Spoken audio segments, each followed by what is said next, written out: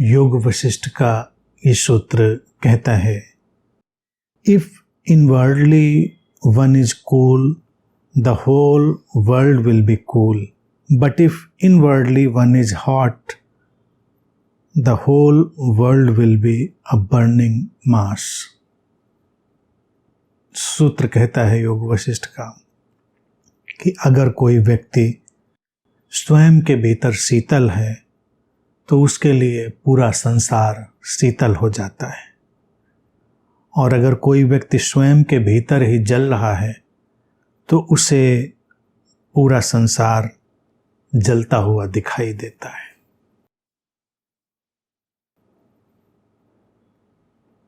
बहुत सुंदर बात है इस सूत्र में, और ये जीवन का एक गहरा सत्य है। मैं इस बात की निरंतर चर्चा करता रहा हूँ, बुद्ध भी इस बात की निरंतर चर्चा करते रहे कि तुम्हारा जीवन तुम्हारी प्रतिध्वनि है, तुम्हारी अनुगूंज है। इस संसार जो दिखाई देता है ये वही है जो हमने उस पर फेंका है, वही लौट कर हम तक आ गया है।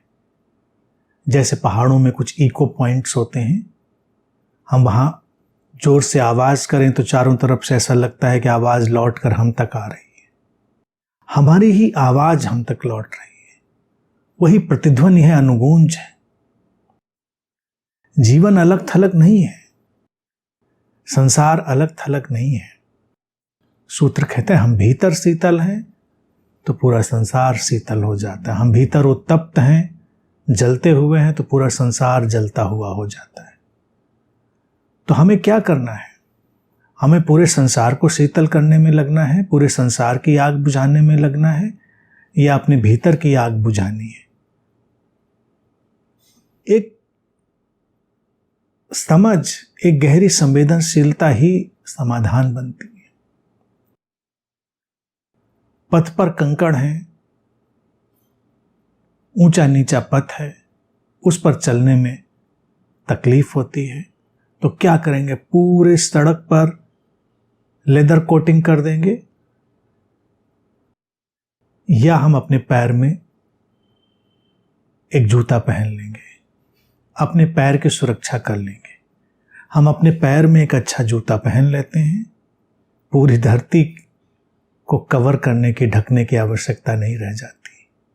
अब मार्ग के कंकड़, पत्थर, कांटे हमारे लिए मायने नहीं रखते, क्योंकि हमने अपनी सुरक्षा कर ली है। इसी तरह से संसार में जो कुछ भी हमको दिखाई देता है, अगर हमको घृणा दिखाई देती है, हमको हिंसा दिखाई देती है, हमको ईर्ष्या दिखाई देती है, हमको बिखराव दिखाई देता है, हमको जो कुछ भी दिखाई देता है, निसंदेह हमें अपनी ओर लौट कर देखना होगा कि हमारी तरफ से ही ऐसा कुछ है जो ये सब लौट कर हमको ऐसा दिख रहा है।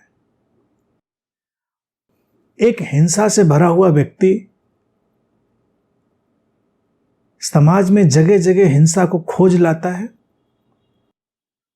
उसको अनजाने बढ़ावा भी देता है। जितना वो उसमें रस लेता जाता है उतना ही वो बढ़ती चली जाती चीजें। आजकल अगर हम अपने समाचारों की व्यवस्था देखें, समाचार पत्र हो, न्यूज चैनल्स हो, कब ऐसा होता है कि कोई अच्छी सकारात्मक बात भी आए? बड़ी सोचने की बात है। क्या कोई सकारात्मक समाचार ही नहीं होता कि जितना भी नकारात्मक है वही समाचार होता है? हालांकि कहने वाले यही कहेंगे कि जो अच्छी बातें हैं उसमें समाचार बनता कहाँ है? बनता इसलिए नहीं हो कि उसमें सेंसेशन नहीं बनता, उसमें कोई उत्तेजना नहीं पैदा होती। तो समाचार चैनल भी उत्तेजना पैदा करते हैं। हमारे साहित्य, हमारा धर्म, राजनीति, शिक्षा, विचारधाराएं सब हमारे भीतर एक उत्तेजना पैदा करना चाहती हैं। उस बुखार में, उस उत्तप्तता में जब हम चलते हैं तो पूरा संसार फिर वैसा ही हो जाता है।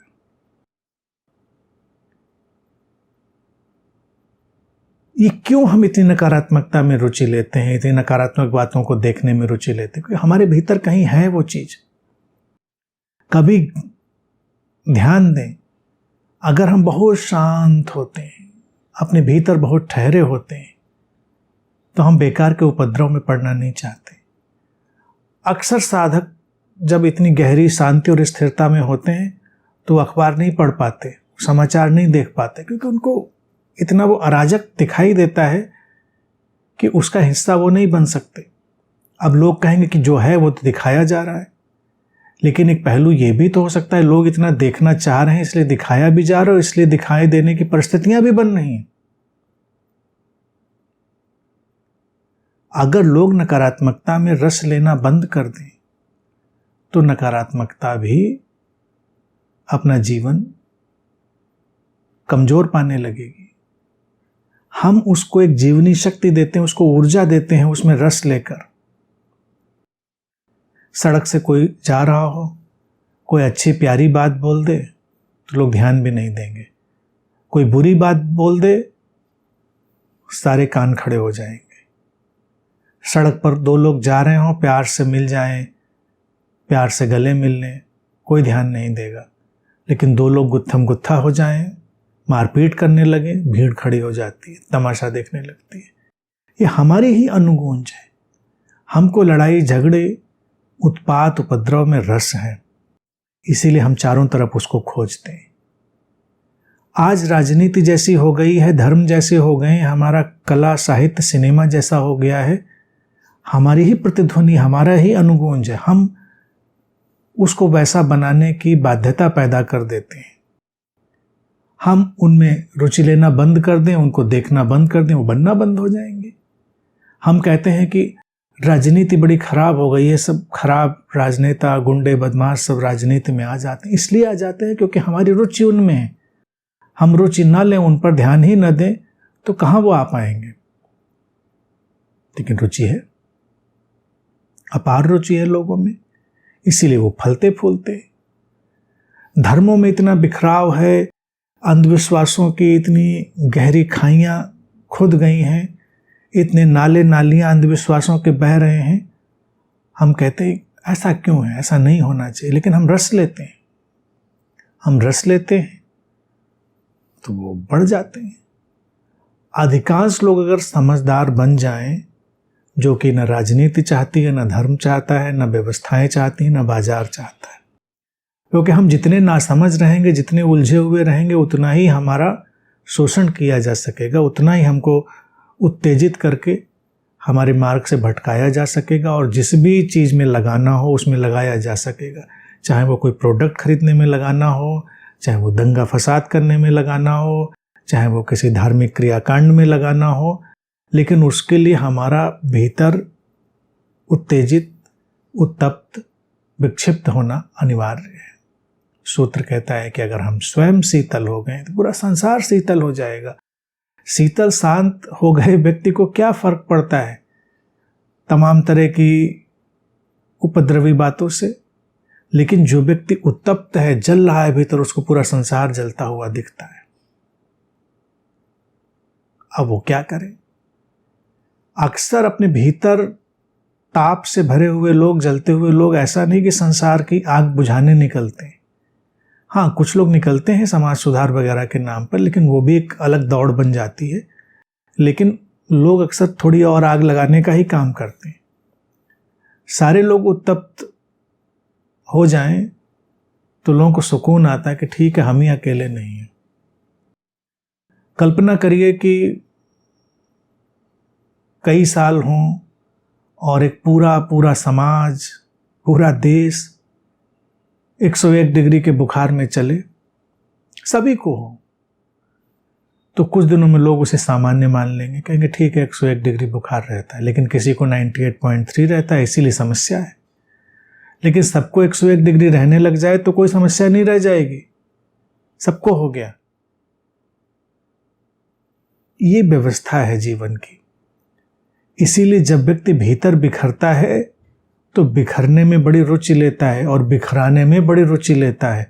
अगर सारे लोग उतने बिखरे हुए नजर आए उसको, तो सुकून मिलता है कि चलो सब ठीक है अपनी जगह, कोई हम अकेले अलग बिखरे हुए व्यक्ति नहीं। ज्ञानी व्यक्ति बड़े अच्छे से इस बात को समझने लगता है, ये संसार हमारी ही प्रतिध्वनि, हमारी ही अनुगूंज है। हमें स्वयं के ऊपर काम करना है, हमें स्वयं को परिमार्जित करना है। जैसे जैसे वो अपने भीतर लौटता है, अपने ऊपर काम करना प्रारंभ करता है, उसके लिए पूरा संसार बदलने लगता है, संसार की सारी व्यवस्थाएं बदलने लगती हैं।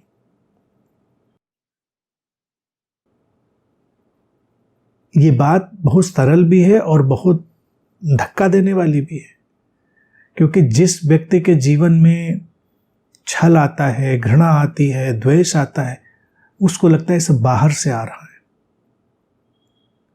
कभी वो ये नहीं मान पाता कि मेरे ही भीतर से आ रहा है, मेरे भीतर ही कुछ ऐसा है जो उसको गति दे रहा है।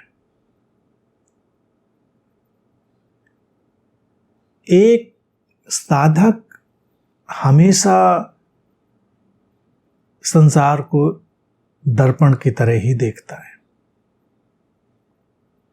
कबीरदास भी जब कहते हैं ना कि जब मैं बुरा ढूंढने गया तो मुझसे बुरा कोई नहीं मिला,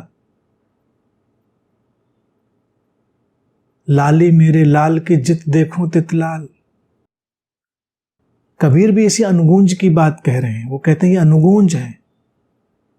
और बुद्ध तो हमेशा कहते थे कि तुम जो हो वो अपने ही विचारों का परिणाम हो, अर्थात तुम्हारा जीवन, उसके निर्माता तुम स्वयं हो। और ये पूरा जगत जिसका सामना कर रहे हो, जिससे विचलित हो या जिससे अच्छा या बुरा अनुभव कर रहे हो, ये सब भी तुम्हारा ही निर्माण है।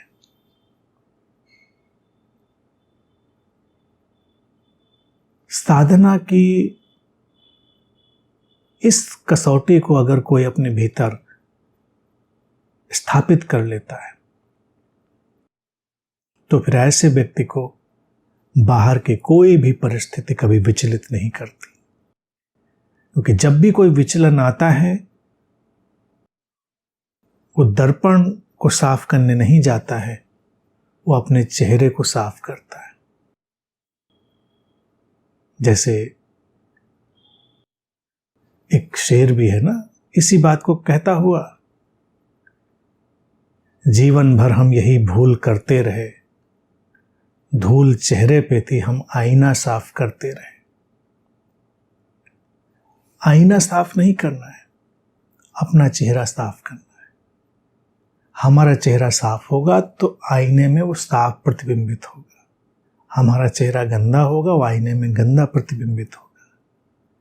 जीवन में जो कुछ लौट कर हम तक आ रहा है वो हमने ही फेंका है। अगर हम कर्मों की बात करें और कर्म फलों की बात करें तो जिसको लोग मिस्टिफाई करके उलझा देते हैं, उसको अगर हम इतना मिस्टिफाई ना करें तो सीधी सी बात है कि हमारा ही फेंका हुआ हम तक लौट रहा है। ये अनुगूंज, ये प्रतिध्वनि हमारी ही है जो हम तक आ रही है। तो अपना स्वर संभालें, अपनी आवाज़ ठीक करें, अपने रंग संभालें। अपने रंग संभालेंगे सारा संसार संभल जाएगा। एक साधे सब सधे, अपने एक को साध लें सब सध जाएगा। इस बात को स्मरण रखता है जब कोई साधक, तो दुनिया में ऐसी कोई भी चीज नहीं है जो उसे अस्थिर और विचलित करती। तब अपनी गहनतम अखंडित शांति को, अपनी गहनतम अखंडित प्रसन्नता, प्रेम और समस्वरता को सहजता से उपलब्ध हो जाता है।